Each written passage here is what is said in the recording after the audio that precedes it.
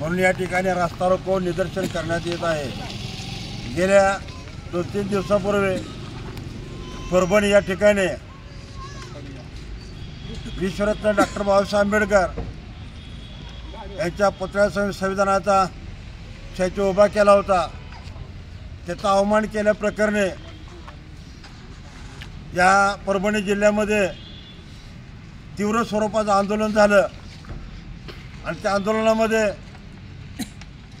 जो सनातन वृत्तीचा तो नालायक भामटा त्या ठिकाणी सापडला, परंतु मनोवृत्तीच्या पोलीस अधिकाऱ्याने त्याला धरून देऊन त्याला पकडलं।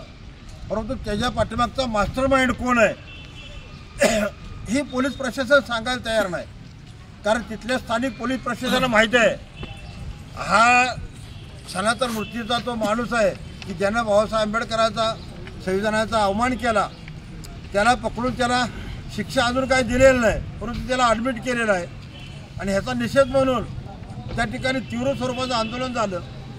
आंदोलन करत असताना तिथले पोलीस प्रशासन या राज्याचे गृहमंत्रीचा आदेश मानून त्या ठिकाणी आंबेडकरवादी सर्व जनतेला अगदी खाजगी पोलीस बोलवून सुद्धा पोलिसांची कुमत कमी पडली म्हणून एजंट पोलीस बोलवून अति अतोनात छळ करून मारहाण केलेलं आहे, कोंबे ऑपरेशन केलेलं आहे त्यांचं।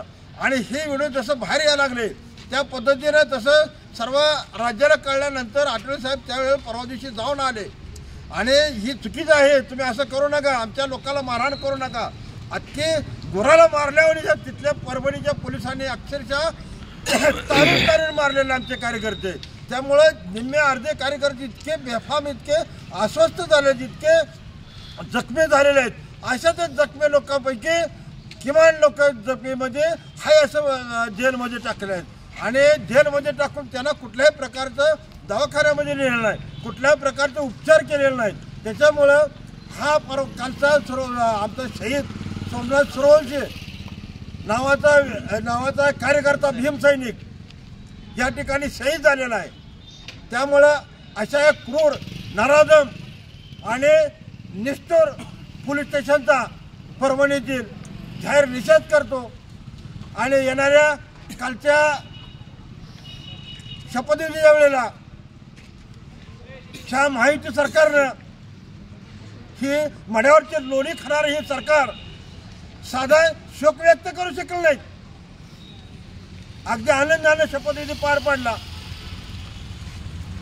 आमचा गृहमंत्री देवेंद्र फडणवीसांना सांगणं आहे की आम्ही जोपर्यंत आंबेडकरवादी लोक गप आहे तोपर्यंत आहे, जर जोपर्यंत आमचा जर संयम सुटला तर तुम्हाला पळती बाई थोडे होईल, मग तुम्ही कितीही असा थोडी असा त्याचं काय देणं घेणं नाही। तेव्हा या माध्यमातून सांगणं आहे सोमनाथ सूर्यवंशीला न्याय मिळाला पाहिजे। सोमनाथ सूर्यवंशी तिथल्या जे परभणीतील लोकांनी स्थानिक लोकांनी पोलिसांनी आणि त्यांच्या खाजगी एजंट लोकांनी जो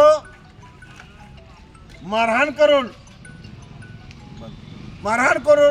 त्याचा जीव घेण्याचा प्रयत्न केलाय त्याला कडक शासन झालं पाहिजे, अन्यथा आम्ही ह्याच्यापेक्षाही संपूर्ण राज्यामध्ये तीव्र स्वरूपाचं आंदोलन करू एवढंच या ठिकाणी सांगतो आणि थांबतो।